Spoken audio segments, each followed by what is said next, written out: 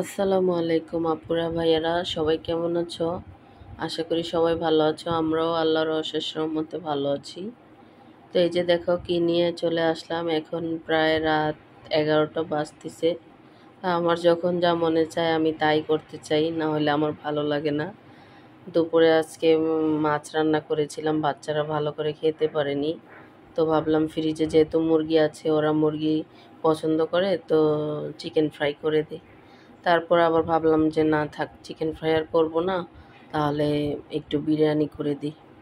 এই যে দেখো আমার যখন যা মন চায় আমি তাই করি, বুঝতে পারছো আপুরা? তো এই যে আমি মুরগি ভিজিয়ে নিয়েছিলাম। তো এখন চলে আসলাম চুলায়, একটু রান্না করে বাচ্চাদেরকে খাওয়াই ভাবতেছি। তো যা ভাবি তাই আর কি, বোঝো? তো আমি যা ভাবি তাই করতে পছন্দ করি। তো এই যে আমি বেশি করে পেঁয়াজ দিয়ে দিলাম।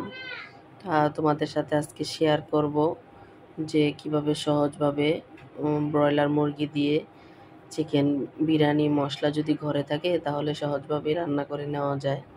তো আমি এই যে মশলাটা একটু কমই দিব, কারণ আমার ঘরে বাদবাকি যা মশলা সেগুলো অনেক কিছুই আছে, মানে অনেক আইটেমের মশলা আছে। তো সেগুলো আমি ইউজ করব, আর এখান থেকেও কিছু মশলা আমি ইউজ করব আমার বিরিয়ানিতে।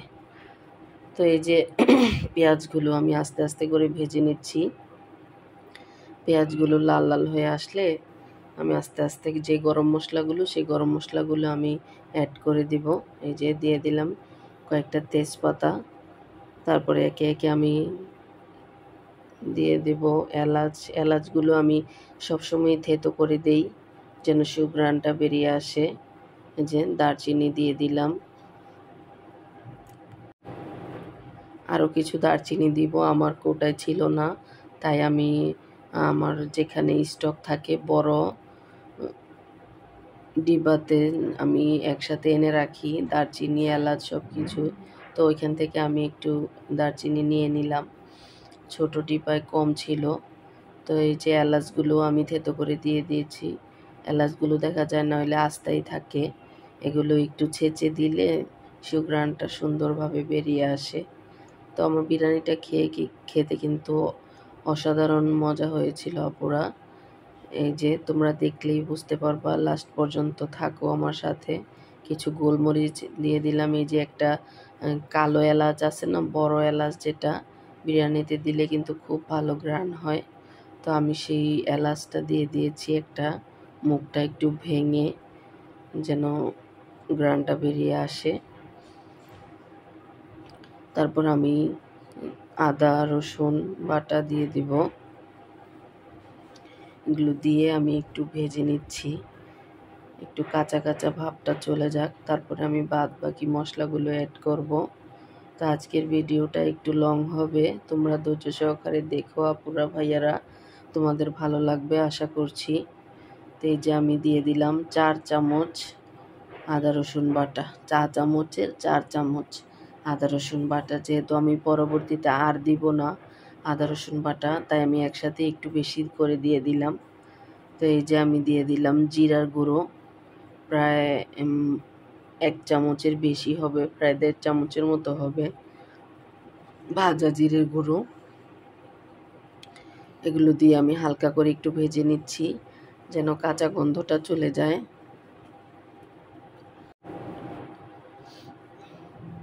এই যে দেখো এখন আমি দিয়ে দিচ্ছি কিছুটা রাঁধুনি বিরিয়ানির মশলা। আমার হাজব্যান্ড বলতেছে আমার বাচ্চাদেরকে একদিনও বিরিয়ানি রান্না করে খাওয়ালে না। আমি মশলা এনে দিলাম 2 প্যাকেট। তো ভাবলাম সেই মশলা থেকে একটু মশলা দিই।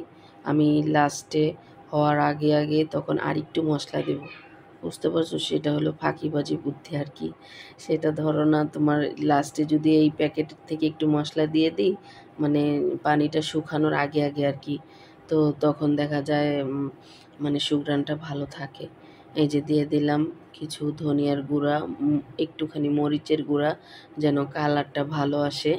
লবণ দিয়ে দিলাম স্বাদ মতো। সব মশলাগুলো দিয়ে এখন আমি সামান্য পরিমাণের পানি দিয়ে দিচ্ছি।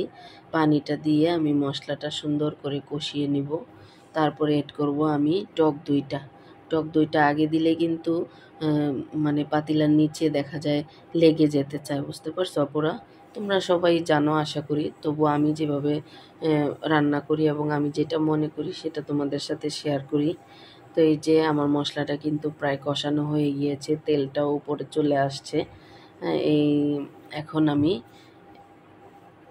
রেডি করে নিচ্ছি হলো টক দইটা আমি দিয়ে আর একটু কষিয়ে নেব, যেন কাঁচা গন্ধটা চলে যায়। দেখতে থাকো। আর আমার রান্না তোমাদের কাছে যদি ভালো লেগে থাকে তাহলে আমার চ্যানেলটা সাবস্ক্রাইব করে পাশে থাকা বেল আইকনটা প্রেস করে দিবা, যেন আমি পরবর্তীতে কোনো ভিডিও ছাড়ার সঙ্গে সঙ্গে তোমাদের কাছে নোটিফিকেশন চলে যায়। এবং ভালো লাগলে একটি লাইক এবং কমেন্টস করে যাবা। এই যে দিয়ে দিলাম আমি টক দইটা দিয়ে আমি একটু ভালো করে নেড়েচেড়ে মিক্স করে দিলাম। এটা আর একটু কষানো হবে, তারপরে আমি মুরগির পিসগুলো দিয়ে দেব। মুরগির পিসগুলো আমি বড় বড় করে কেটে নিয়েছিলাম, সেগুলো আমি ধুয়ে পরিষ্কার করে নিয়েছি। এখন আমি এটাতে দিয়ে সুন্দর করে ঢাকনা দিয়ে ঢেকে রান্না করে নেব। এই যে দেখো আমার মনে থাকে না আসলে, এই যে একটুখানি দিয়ে দিলাম হলো জয়ফল আছে না, যেটা দিলে সুন্দর একটা শাহি শাহি ঘ্রাণ আসে। এই যে জয়ফলের গুঁড়ো আমি করে রাখছিলাম, সেই গুঁড়োটা আমি এই সামান্য একটু 1 চামচের 4 ভাগের 1 ভাগ, তো সেগুলো আমি দিয়ে দিলাম সামান্য পরিমাণে। বেশি দিলে আবার এটা খাওয়া যায় না, অতিরিক্ত কোনো কিছুই ভালো না, তোমরা জানো। তো এই যে চিকেনের পিসগুলো আমি সবগুলোই একে একে দিয়ে দিচ্ছি, দিয়ে এটা আমি সুন্দর করে রান্না করে নেব। আর এক্সট্রা কোনো পানি আমি এখানে ইউজ করব না, এটা ঢাকনা দিয়ে ঢেকে দেব। এখানে যা পানি উঠবে সেটা দিয়েই এটা রান্না হবে। তো দেখতে থাকো আমার আপুরা ভাইয়ারা। আমি আবারও তোমাদেরকে বলছি, আমার একটা অনুরোধ থাকবে, তোমরা আমার চ্যানেলটা সাবস্ক্রাইব করে প্লিজ পাশে থাকা বেল আইকনটা বাজিয়ে দিবা, যেন আমার পরবর্তী নোটিফিকেশনগুলো তোমাদের কাছে চলে যায়। আর ইতিমধ্যে যারা যারা আমার চ্যানেলটি সাবস্ক্রাইব করে দিয়েছো তাদেরকে অসংখ্য অসংখ্য ধন্যবাদ এবং আমার প্রাণ ঢালা ভালোবাসা রইল তোমাদের জন্য। তো এই যে দেখো একে একে আমি কিন্তু একটু পর পর এসে নেড়ে চেড়ে দিচ্ছি। আমার চিকেনটা কিন্তু প্রায় হয়ে যাচ্ছে, কারণ এটা হলো ব্রয়লার চিকেন, তা এটা কিন্তু বেশি সময় লাগবে না। আবার দেখা যায় আমি চাউলটা দিয়ে আবার গরম পানি দিব, সেখানেও একটু সিদ্ধ হবে। এজন্য আমি চিকেনটাকে এত বেশি সিদ্ধ করব না, আস্তে আস্তে এটা কিন্তু একদম পারফেক্ট হয়ে যাবে শেষ পর্যন্ত, তোমরা দেখতেই থাকো। তো এই যে দেখো আমার মুরগিটা কিন্তু কষানো হয়ে গিয়েছে।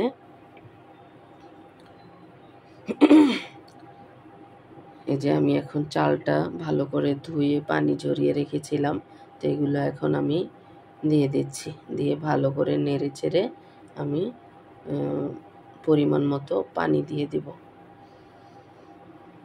কালকে আমি পোলাও রান্না করেছিলাম, আর সেই পোলাওটা কিন্তু খেতে অসম্ভব মজা হয়েছিল এবং ঝরঝরা ঝরঝরা হয়েছিল। তো পানিটা কিন্তু সবসময়ই মেজারমেন্ট করে দিতে হবে। তা আমি এখানে দেখা যায় 3 পট চাল দিয়েছিলাম। 3 পটের চালের জন্য এখানে ধরো ঝোলের এখানে 1 কাপের মতো পানি ধরো সব মিলে আছে, আর আমি 4 কাপ পানি দিয়ে দেব। 4 কাপ বলতে আমার মগটা দিয়ে আমি দেখা যায় আমার আইডিয়া মতো দিচ্ছি। তো তোমরা যখন রান্না করবা তখন দেখা যায় 3 পট চাউলের জন্য তোমরা 4.5 পট কি 5 পট পানি তোমরা দিতে পারো আর কি, ওই মাপের একটা মগ দিয়ে তোমরা দিয়ে দিবে। তো এই যে দেখো আমি গরম পানি দিয়েছিলাম, গরম পানিটা কিন্তু সাথে সাথেই বলক চলে আসছে। এটা পোলাওয়ের জন্য অনেক ভালো গরম পানিটা দেওয়া। তো আমার আম্মু চুলায় একপাশে গরম পানি রেখে দিয়েছিল। এই যে দেখো আমি বলেছিলাম যে আমি রাঁধুনি মশলাটা শেষে একটু ইউজ করব, এই যে আমি উপর দিয়ে একটু ইউজ করে দিলাম। এই রকম সময়টা আসলে তোমরা একটু মশলা যদি দিয়ে দাও তো এই ঘ্রাণটা অনেক সময় থাকে আর খাওয়ার সময় স্বাদ অনেক গুণে বেড়ে যায়। এই যে দেখো পানিটা যখন শুকিয়ে শুকিয়ে আসবে তখনই আমি এই মশলাটা একটু অ্যাড করে দিলাম। তো এই যে আমি কিন্তু এখন পাতিলাটা একপাশে নামিয়ে আমি একটা তাওয়া নিচে দিয়ে দেব, নইলে নিচে লেগে যেতে পারে। জালটা কমিয়ে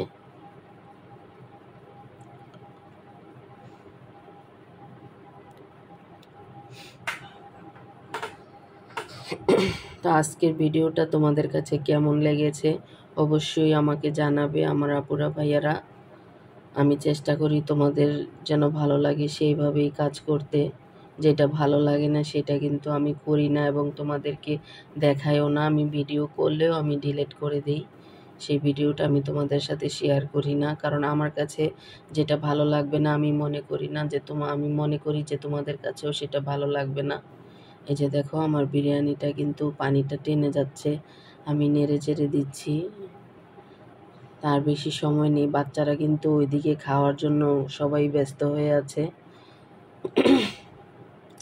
তো শেষে যাওয়ার আগে আরেকবার বলে যাই, যদি তোমাদের কাছে ভালো লাগে মূল্যবান বক্তব্য আমার কমেন্ট বক্সে রেখে যাবা, এবং যারা এখনও সাবস্ক্রাইব করো নাই তারা আমাকে আমার চ্যানেলটা সাবস্ক্রাইব করে বেল আইকনটা বাজিয়ে আমার পাশেই থাকবা প্লিজ।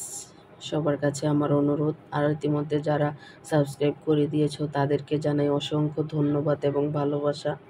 তো সবাইকে শুভেচ্ছা জানিয়ে আজকের মতো এখানেই শেষ করছি। আল্লাহ হাফেজ।